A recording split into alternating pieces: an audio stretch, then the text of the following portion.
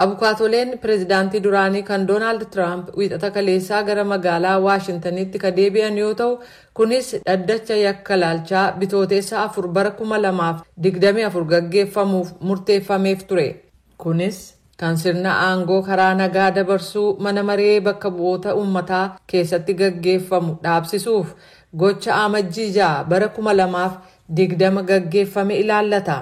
Abukaatoowwan Traamp raadiyoo sagalee Ameerikaaf yaada tokkollee kan hin laanne ta'us garuu mufannaa isaanii abbaa murtiitti ibsaniiru.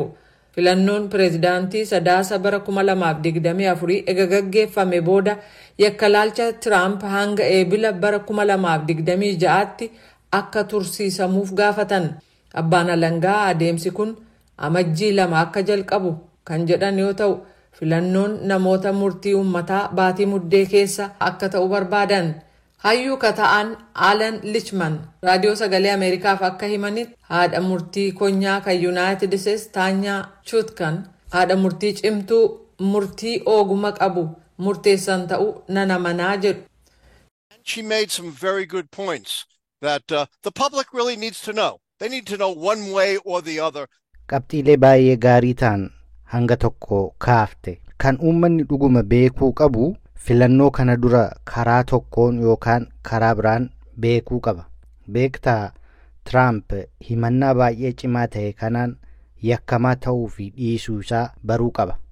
Dhaabbanni murtii olaanaa kalammiiwwan Waashintan keessa jiranii dhimmicha keessatti yakka cimaa 4 Tiraampiin himachuuf sagalee kennan. Kunis Ameerikaa gowwoomsuuf shira xaxuu akkasumas adeemsa waa'ee Tiraampiif ifatti gaggeeffamu gufachiisuuf shira xaxe kan jedhu dabalata.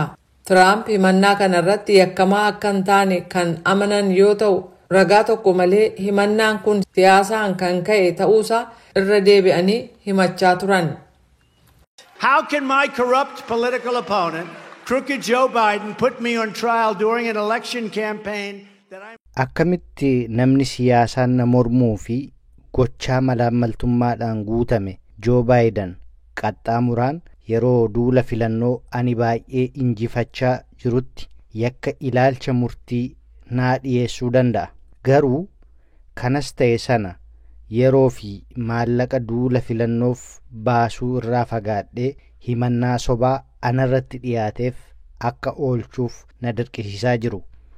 Traamp akka jedhanitti himannaan irratti dhiyaate filannoo irratti kanneen sagalee naa kennan deeggartoota koo daran jajjabeessa.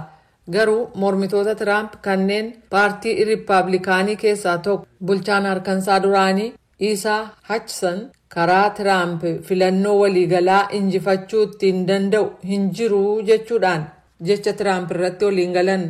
Republican voters have to understand we can't win with Donald Trump, and that's why I addressed it. Filattoonni Riippaabilikaanotaa Doonald Traamp waliin injifachuu akka hin dandeenye hubachuu qabu.